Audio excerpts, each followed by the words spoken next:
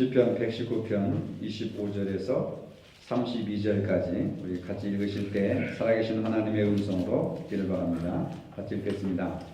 내 영혼이 진토에 붙어 싸우니 주의 말씀대로 나를 살아나게 하소서. 내가 나의 행위를 아뢰매 주께서 내게 응답하셨사오니 주의 율례들을 내게 가르치소서.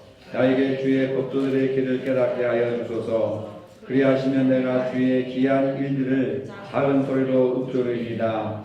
나의 영혼이 눌림으로 말미암아 녹사오니 주의 말씀대로 나를 세우소서. 거짓 행위를 내게서 떠나게 하시고 주의 법을 내게 은혜로이 베푸소서. 내가 성실한 길을 택하고 주의 규례들을 내 앞에 두었나이다. 내가 주의 증거들에 매달려 싸우니 여호와여 내가 수치를 당하지 말게 하소서. 주께서 내 마음을 넓히시면 내가 주의 계명들의 길로 달려가리이다. 아멘. 사람은 누구나 성공하기를 바라고 있습니다. 어렸을 때부터 꿈은 내가 인생을 성공해야 되겠다. 그런 모든 마음들을 가지고 꿈을 가지고 돈을 벌고 공부를 하고 열심히 노력을 합니다. 여러분들 가운데 내 인생은 실패다 하고 자기 인생을 실패로 이렇게 꿈을 삼은 사람은 한 분도 안 계실 것입니다. 근데 여러분들 인생을 성공적으로 지금 살아가고 계십니까? 여러분들 나는 이 정도는 내 인생은 성공했다 이렇게 만족하면서 살아가시는 분들이 과연 몇 분이나 계실까? 한 번뿐인 인생에서 실패라고 하는 것은 끔찍하다고 우리가 생각을 합니다. 그런데 안타까운 것은 남 보기에는 성공한 인생인 것 같은데 실제로는 실패한 인생도 적지 않다고 하는 사실입니다. 마치 부실공사한 건물과 같습니다. 거울 좋고 번듯해 보이지만은 어느 날 갑자기 무너진 성수대교와 같이 실패한 인생이 허다하다고 하는 것입니다. 신앙도 마찬가지입니다. 남 보기에는 훌륭한 신앙을 가진 듯이 보이지만은 실제로는 부패한 심령을 여전히 가지고 사는 사람들이 얼마나 많은지 모릅니다. 그 중에 한 사람이 바로 사울이라고 하는 왕입니다. 사무엘상 9장 21절에 보니까 본인의 고백대로 그는 이스라엘 지파 중에 가장 작은 지파 베냐민 지파에서 태어난 그런 볼품없는 사람이었습니다. 그런데 하나님의 은혜로 기름 부어주셔서 이스라엘의 초대 왕으로 등극을 하게 됩니다. 왕이 된 후에도 이스라엘을 괴롭히던 블레셋 족속을 막아냄으로써 백성의 지지도를 받고 그 명성이 하늘을 닿을 듯이 명성이 아주 높아져 가고 있었습니다. 아말렉 족속과의 전쟁에서도 큰 승리를 거둡니다. 인생에서도 성공하고 신앙에서도 성공한 것 같았습니다. 그러나 성경은 그의 인생을 결코 성공한 인생이 아닌 실패한 인생으로 규정을 하고 있습니다. 정말 슬픈 일이지요. 애초부터 실패한 인생이라면은 그렇거니 할 텐데 하나님의 기름 부음 받아서 이스라엘의 초대 왕으로 등극을 하고 전쟁을 하는 데마다 승리하게 되고 그러니 본인이 인생이나 신앙에 성공했다고 자부할 수 있지 않겠습니까? 그런데 한순간에 그의 인생이 와르르 무너져 버렸다고 하는 사실입니다. 그가 인생에서 실패한 원인은 바로 신앙에서 실패했기 때문에 그렇습니다. 신앙에서 성공하면 인생에서도 성공하고 신앙에서 실패하면 인생에서도 실패한 것으로 하나님은 그렇게 간주하신다 그 말입니다. 그의 신앙은 겉보기에 형식적으로는 너무나도 화려하고 너무나도 위대하게 보였습니다. 하나님께 제사를 꼬박꼬박 빠짐없이 잘 드렸습니다. 요새 말로 하면 52주간 주일 성수를 열심히 잘했다는 겁니다. 11조 생활도 열심히 잘하고 그 다음에 헌금 생활도 남의 부럽지 않게 아주 본이 될 정도로 열심히 했다는 겁니다. 여호와의 이름이 그 입에 늘 붙어 살고 있었습니다.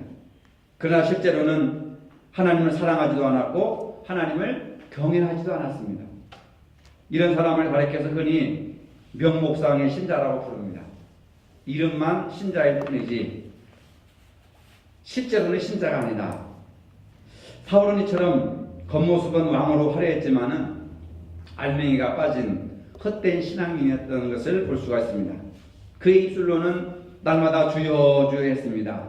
그러나 참 신앙인이 아니었다는 겁니다. 그 증거는 그에게 참된 순종의 행위가 없었다고 하는 것을 말해주고 있습니다. 하나님은 사울에게 아말렉과의 전투에서 노획한 모든 물건들을 전부 다 진멸하라고 명령을 하셨습니다. 근데 사울은 자기가 판단을 합니다. 기름진 것은 폐기 처분하기가 너무 아깝고 또 이런 것은 너무 좋으니까 아깝고 해가지고 하나님의 말씀에 순종한 것이 아니라 하나님의 말씀에 불순종했습니다. 하나님께서는 말씀에 불순종하는 왕을 세우신 것을 몹시도 후회하셨습니다. 사무엘상 15장 22절 23절에 보니까 사무엘을 통해서 하나님께서 이렇게 말씀하게 하십니다. 순종이 제사보다 낫고 듣는 것이 수양의 기름보다 나으니라. 거역하는 것은 점치는 자와 같고 완고한 것은 사신우상에게 절하는 자와 같다 하면서 하나님의 말씀에 불순종한 사울 왕을 비판하게 하시는 겁니다. 여러분, 하나님의 말씀에 순종하는 것이 형식적인 예배보다 낫고 말씀을 듣는 것이 순양의 기름을 드림보다 더 낫다라고 이렇게 말씀을 하시는 겁니다. 반대로 말씀에 불순종하는 것이 점치는 자와 같고 자기 고집대로 사는 것이 우상에게 절하는 죄와 같다 이렇게 말씀하셨습니다. 그러니까 순종하는 것이 믿음이고 불순종하는 것이 불신앙이다 이렇게 말하는 겁니다. 사울처럼 신앙생활에 실패하지 않게 해서 우리가 그럼 어떻게 해야 되느냐? 오늘 본문에 고난에 처한 시인은 자기 영혼을 소생시켜달라고 간구하고 있습니다. 나를 살려주시옵소서, 나의 영혼을 회복시켜 주시옵소서, 나를 소생시켜 주시옵소서.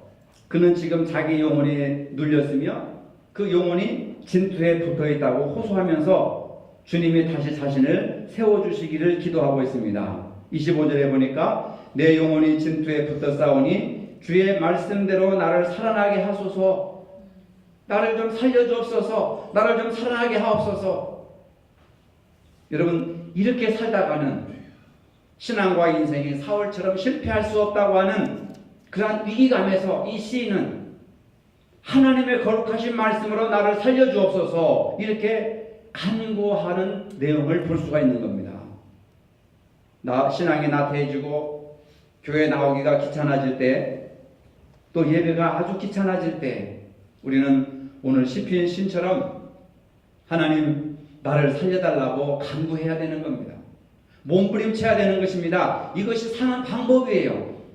먼저 시인은 자신의 생활이 부패하면서 세상과 연합되어 있다고, 세상이 너무 편하고 세상이 너무 좋고 하나님 앞에 나오는 발걸음은 너무 무겁고 너무 재미없고 너무 힘들다 이렇게 하면서 내 영혼이 진토에 붙어있구나, 내가 살아나야 되겠다 하면서 자신의 신앙생활을 통찰하면서 점검해 보고 있습니다.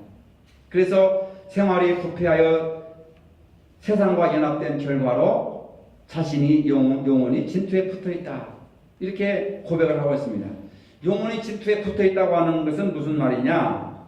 영혼이 극심한 질병이 들어가지고 생명의 주인이신 하나님과 실제적인 교제가 끊어졌다는 얘기입니다. 여러분, 하나님과 실제적인 교제가 단절되어 있는 것, 이것이 바로 죄의 싹은 사망이라고 하는 거예요. 아담과 하와가 하나님 앞에 범죄함으로 하나님과의 관계가 단절되어 있습니다. 그것이 죄라고 하는 거예요. 나쁜 짓을 한 것이 죄가 아니라 하나님과 영적인 교제가 단절된 것, 끊어진 것을 죄라고 하는 겁니다. 영혼이 죽은 것이라고 이야기하는 것이고 영혼이 질병에 걸렸다고 얘기하는 겁니다. 그래서 영혼의 질병이라고 하는 것은 기도의 문이 막히고 죄와 범민으로 인해서 갈등과 소외감을 느끼게 되는 것입니다. 하나님 앞에 예배를 드는데도 하나님 앞에 예배 드리는 것 같지도 않고 왠지 쓸쓸하고 허전하고 이게 가을의 계절 탓이 아니란 말이에요. 이런 현상을 많은 분들은 아무렇지도 않게 그냥 넘어가는 겁니다. 일반적인 현상이라고 생각하는 거예요. 그렇기 때문에 영적인 질병을 해결하기 위해서 어떤 노력도 하지 않습니다. 그래서 성경 말씀도 자기에게는 관계가 없는 것으로 취급하고 설교도 듣는 것으로 끝나버리고 마는 겁니다. 감사도 없습니다. 헌신도 없습니다. 충성도 없습니다. 그저 메마른 신앙으로 화석처럼 굳어져 가게 되는 것입니다. 영혼의 침투에 붙어서 움직일 수가 없습니다. 마치 쥐가 찐득이에 달라붙어서 꼼짝을 할 수 없이 며칠 지나면 거기에서 굶어 죽듯이 내 영혼이 침투에 붙어 있어서 꼼짝을 할 수가 없습니다. 찐득이에 붙어 있는 새암쥐처럼 움직일 수가 없습니다. 그러다가 죽어버리는 거예요. 이러한 상태는 영혼이 죽는 것입니다. 이러한 상태에 처한 사람은 어떤 특성이 있는가? 자기만 생각하는 그런 특성을 가지고 있습니다. 영혼이 침투에 붙어 사는 사람에게 나타나는 현상은 하나님과 물질을 동시에 섬기고자 하는 욕심으로 사는 사람들이 많이 있다는 겁니다. 명예와 체면을 앞세우고 진리의 말씀에 외면하는 특성을 갖는다고 하는 겁니다. 이런 사람들에게 나타나는 몇 가지 특성이 있습니다. 자기 편한 대로 모든 것을 해석합니다. 성경도 자기 편한 대로, 어떤 사건도 자기 편한 대로 전부 자기 유익을 위해서 해석을 하는 것이죠. 자기가 유한 쪽으로 믿고 이해하고 설명하고 그냥 그렇게 믿어버리는 겁니다. 남을 잘 이용하는 특성을 가지고 있습니다. 남을 이용하는 버릇이 아예 몸에 배어 있습니다. 내가 저 사람을 통해서 경제적인 이익을 얼마나 얻을 수 있나, 내가 저 사람을 통해서 얼마나 명성을 얻을 수 있나, 유익을 얻을 수 있나, 남을 잘 이용하는 사람입니다. 그리고 나는 되고 너는 안 된다는 생각을 많이 갖게 된다는 것입니다. 같은 상황에 자기를 합리화하거나 억지 핑계를 대게 되고, 남이 하면 발끈하고 화를 내고 자기가 하면은 모든 것이 다 정당하다고 생각을 하게 되는 겁니다. 그 다음에 남의 실수를 쉽게 용서하지 않습니다. 너그럽지 못한 편이고 실수한 사람에게 못된 말이나 모질게 군다고 하는 사실입니다. 그리고 달면 삼키고 쓰면 뱉는 그런 특성을 가지고 있다고 하는 겁니다. 그리고 항상 자기가 옳다고 생각하는 것입니다. 다름의 차이와 옳고 그름의 차이를 잘 받아들이지 않고 내가 하는 것은 무조건 법이고 내가 하는 것은 무조건 진리고 네가 하는 것은 다 틀렸다. 얼마나 무서운 생각들을 가지고 있습니까? 그래서 상대방의 입장을 생각하지 않습니다. 자기의 기분 나쁨을 상대방의 전적인 잘못으로 평가하고 그 사람이 왜 그랬을까를 한 번도 생각하지 않는, 그래서 자기가 하고 싶은 대화만 하게 되는 겁니다. 남이 하는 말을 왜 듣지 못하는가? 그러니까 성경을 읽어도 하나님의 음성을 듣지를 못하는 거예요. 예배를 드려도 설교를 통해서 하나님의 음성을 듣지를 못하는 겁니다. 남이 하는 말을 잘 듣지를 않습니다. 자신이 한 행동을 결코 후회하지 않는다는 겁니다. 항상 남의 탓을 더하고 자신의 잘못을 후회해 본 적이 없기 때문에 이런 특성을 가진 사람들이 바로 영혼이 진토에 붙어서 꼼짝달싹도 하지 않고 움직이려고 하지 않는다는 겁니다. 여러분들에게는 이런 요소가 얼마나 작용하고 있습니까? 그렇지만은 영혼을 소생시키는 은혜가 있습니다. 시편 19편 7절에 보니까 여호와의 율법은 완전하여, 하나님의 말씀은 완전하여 영혼을 소생시킨다, 영혼을 살린다 하는 말씀이 있습니다.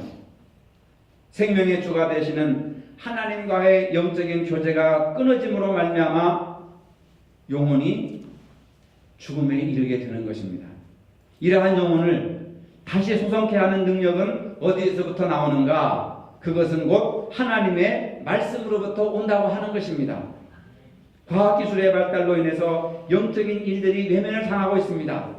개인적인 어떤 취미나 사업에 몰두하는 사람들일수록 영적인 관심이 떨어지고 너무나도 먹기 좋아하고 놀기 좋아하고 나가기 좋아하고 그러다 보니까 예배를 등한시하게 되고 자신의 영혼이 메말라가는 것도 모르게 바쁘게 살아가고 있는 겁니다. 피곤한 삶의 연속일 뿐입니다. 이런 사람들일지라도 하나님의 말씀을 가까이 하여 그 말씀을 먹고 들으면 그 영혼이 소생케 된다고 하는 희망의 말씀을 오늘 우리들에게 하고 있습니다. 시편 1편에서 아주 선언적으로 선포하고 있습니다. 복 있는 사람은 악인들의 길을 따르지 아니하며 죄인들의 길에 서지 아니하며 오만한 자의 자리에 앉지 아니하고, 이 말씀은 뭐냐면 하나님의 말씀을 하찮게 여기는 무리들을 일컫는 용어로서 악인들, 죄인들, 오만한 자라고 얘기하는 겁니다. 나는 가진 것이 없어서 오만하지 못해. 나는 겸손해. 부자도 아니고 배우지도 못해서 내가 자랑할 만한 것이 뭐가 있어. 이런 뜻이 아니라는 겁니다. 하나님의 말씀을 하찮게 여기는 사람들, 농담으로 여기는 사람들, 노아의 사이들처럼 말이에요. 말씀을 하찮게 여긴다든지 농담으로 여긴다든지 그런 무리들을 일컫는 용어로서 악인들이라고 하는 겁니다. 죄인들이라고 하는 겁니다. 오만한 자라고 하는 겁니다. 이건 누가 시편 시인이 비판하기 위해서 쓴 것이 아니라 하나님께서 시인을 통해서 그렇게 규정을 하시는 거예요. 만약에 하나님께서 저와 여러분들을 악인이라 죄인이라 오만한 자라고 평가하시면 우리는 지옥에 갈 수밖에 없는 겁니다. 여러분. 왜 그래요? 하나님의 말씀을 하찮게 여기기 때문에. 마이동풍이라는 말 있잖아요. 오른쪽 귀로 들어서 왼쪽 귀로 흘러버린다. 여러분, 나쁜 소리는 오른쪽 귀로 듣고 왼쪽 귀로 흘려버리시지만 하나님의 말씀은 여러분들의 심령 속에 간직하시기를 바랍니다. 이게 우리가 사는 비결은 우리가 음식을 먹어야 힘을 얻고 살아가는 것이죠. 에너지가 되는 것이잖아요. 성경 말씀은 생명의 말씀인 줄로 믿으시기를 바랍니다.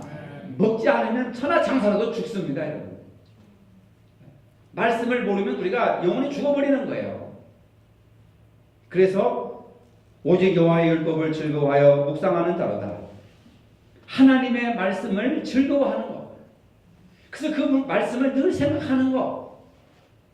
그런 사람은 시냇가에 심은 나무가 철을 따라 열매를 맺으며 그 잎사귀가 마르지 아니한 것 같으니 그가 하는 모든 일에 다 형통하리로다.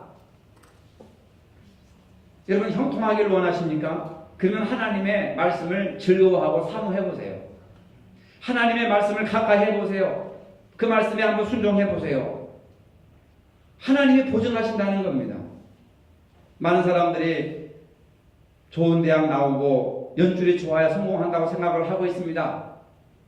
하나님은 제일시키는 그런 세상적인 사고방식을 가지고 있단 말입니다. 특수한 사람들에게는 적용될지 모르지만 대한민국의 모든 대학생들이 해당되는 말은 아닙니다. 일반적인 것이 아니에요. 특수한 몇몇 사람들, 특수 계층에 있는 사람들만 되는 것이지 전체가 되는 것은 아닙니다. 그 다음에 생각해 볼 것은 소선케 된 영혼의 모습을 생각해 볼 수가 있습니다. 기독교 2000년 역사 속에서 3대 기적을 이룬 사람이 있습니다. 첫째로 가난한 집에서 태어나 세계에서 제일 부자로 축복받은 사람입니다. 예수 믿는 사람 가운데 가장 선한 일을 많이 한 사람입니다. 그리고 부자 가운데서 유일하게 98세까지 장수한 사람이 있습니다. 그가 바로 미국의 록펠러라고 하는 사람입니다. 록펠러는 예수님 믿고 엄청난 축복을 받았고 부자가 쉽게 가질 수 없는 장수의 축복까지 받았습니다. 일반적으로 부자는 물질 때문에 스트레스 받아서 장수를 하지 못한다는 통계가 있습니다. 그런데 가진 물질로 인해서 선한 사업을 하면서 보람과 마음의 평안을 얻었기 때문에 이 사람은 장수의 축복을 받았습니다. 그는 노년에 이런 말을 남겼습니다. 나는 날마다 행복한 삶을 누리고 있습니다. 여러분, 부자였기 때문에 행복한 삶을 누렸다고 말할 수 있었겠습니까? 그는 일생 동안 24개의 대학을 세웠고 4,928개의 교회를 지었습니다. 대단하지 않습니까? 그리고 사회에 수많은 복지센터를 세웠고 수많은 자선사업을 해서 모든 것을 다 하나님 앞에 헌납했습니다. 다 하나님께 바쳤단 말이에요. 등기 이전을 해줬습니다.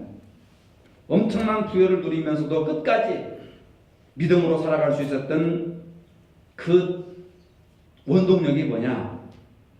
어머니의 신앙적 교훈 때문이라고 하는 겁니다. 언젠가도 제가 이 부분에 대해서 설교를 한 적이 있는데 8살 때 어머니의 손을 잡고 교회를 다니던 어느 날 어머니는 그에게 20센트를 주면서 가지라고 했습니다. 록펠러가 너무 기뻐가지고 돈을 호주머니에 넣었는데 어머니가 말합니다. 얘야, 20센트는 내 돈이 내 것이지만 이 돈은 내 것이지만은 그 가운데 10분의 1을 하나님의 것이기 때문에 하나님 앞에 드려야 한다 하면서 말을 하니까 그 아들이 2센트를 11조로 하나님 앞에 드렸습니다. 그는 1생 동안 그 어머니가 가르쳐준 그 믿음대로 살았으며 말년에 그 어머니를 기념하기 위해서 맨하탄 허드슨 강변에 아름다운 석조 건물로 리버사이드 처치를 짓고 지금도 그 건물이 있습니다. 22층의 종탑과 함께 헌당할 때 기자가 록펠러를 인터뷰했습니다. 선생님 어떻게 이런 축복을 받으셨습니까? 우리 어머니로부터 받은 유산 때문에 그렇습니다. 아니 선생님의 어머니는 가난하다는 것을 다 알고 있는데 무슨 유산을 그렇게 많이 받으셨습니까? 그러니까 우리 어머니는 나에게 신앙의 유산을 남겨주었습니다. 무슨 유산이요? 신앙의 유산.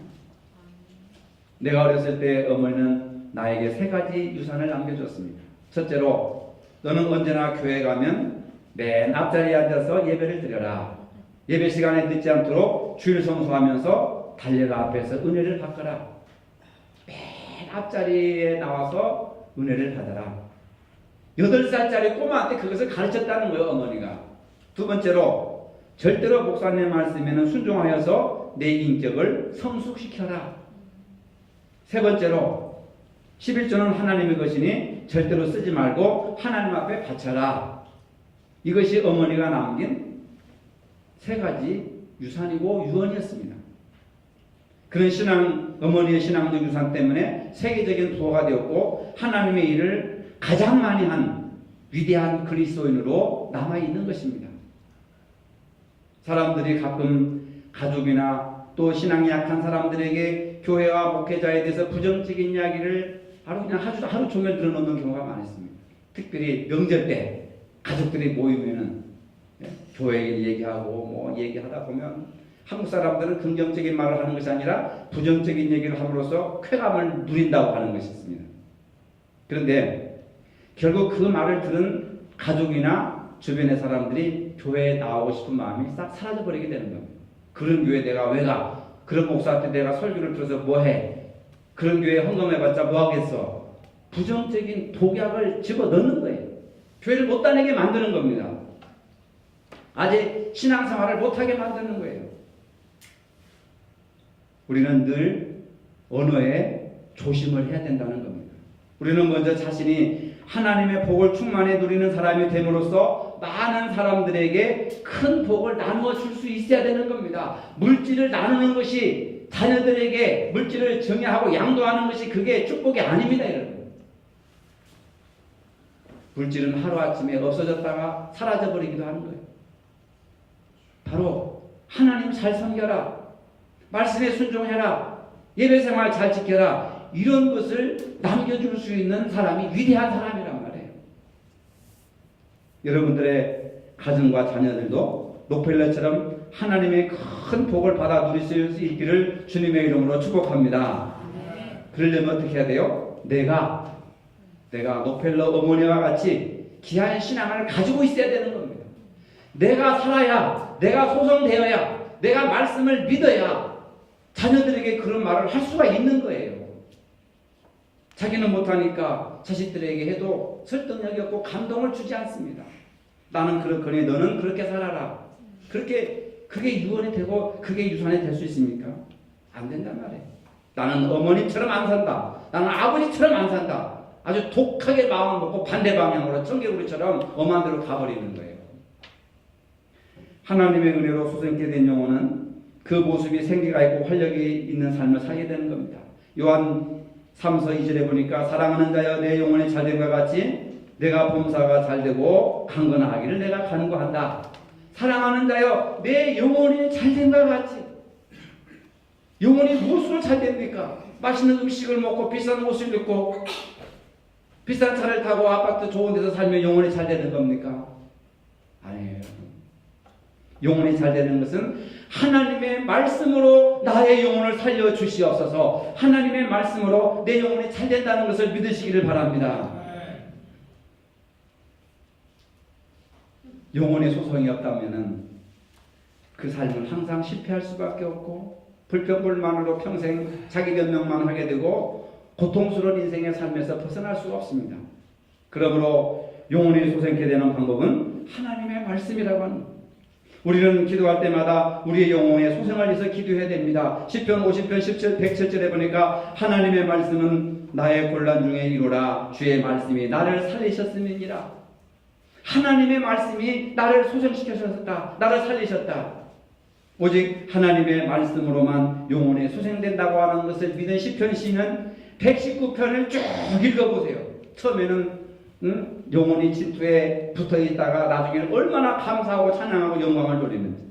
내 눈을 열어서 주의 율법에서 놀라운 것을 보게 해주소서. 주의 규례들을 항상 사모함으로 내 마음이 상하나이다. 내가 주의 율례를 지키리다. 영원히 지키리다. 주의 입의 법에 대기는 천천 금은보다 나으니다. 내가 주의 법을 어찌 그리 사랑하는지요. 내가 그것을 종일 작은 소리로 읊조리니다. 그러므로 내가 주의 계명들을 금곧 순금보다 더 사랑하나이다.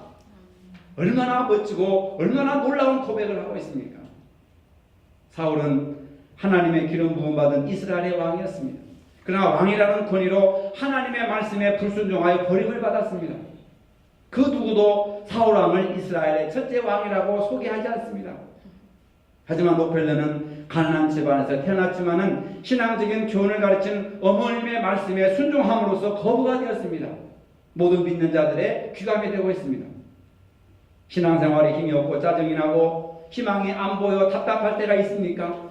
인생의 성공과 실패는 하나님의 말씀에 순종하느냐 불순종하느냐의 여부에 달려있다는 것을 믿으시기를 바랍니다.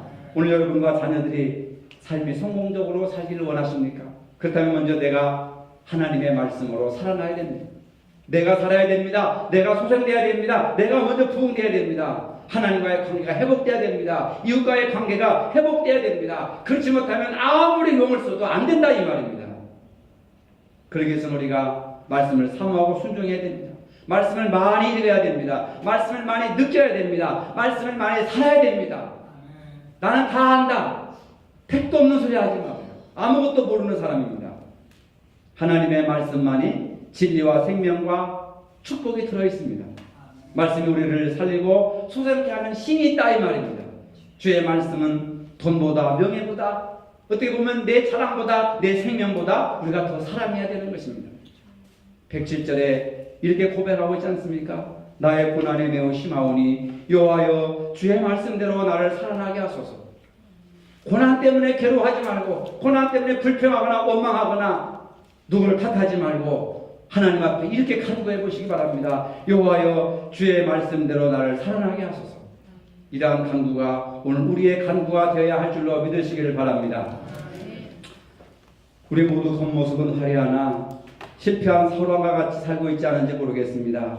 그러고 하신 주님 말씀으로 다시 한번 나를 소생시켜 주시옵소서. 나를 살려 주시옵소서. 우리 모두에게 시편 시인처럼 말씀을 천천의 금보다 더 사랑하는 열정과 믿음을 허락하여 주시옵소서. 예수님의 이름으로 기도합니다. 아멘.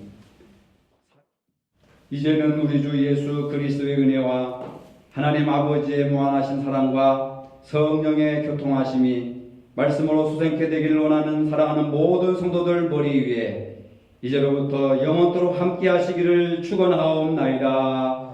아멘.